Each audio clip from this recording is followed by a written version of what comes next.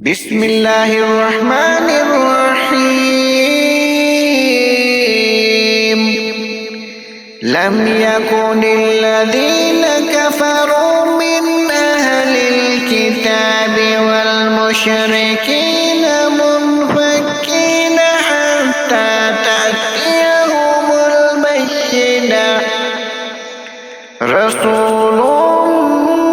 من الله يتلو صحفا مطهرة فيها كتب قيمة وما تفرق الذين أوتوا الكتاب إلا من بعد ما جاءتهم البينة وما أمروا إلا ليعبدوا الله مخلصين له الدين حنفاء ويقيموا الصلاة ويؤتوا الزكاة وذلك دين القيمة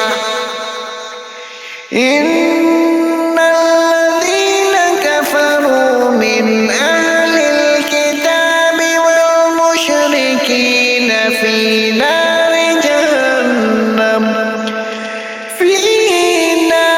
جهنم خالدين فيها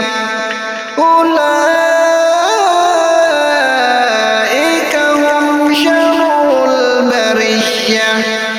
إن الذين آمنوا وعملوا الصالحات أولئك هم خير البرية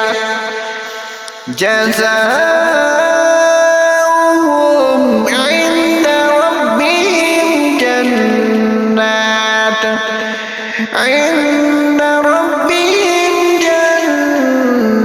عدن تجري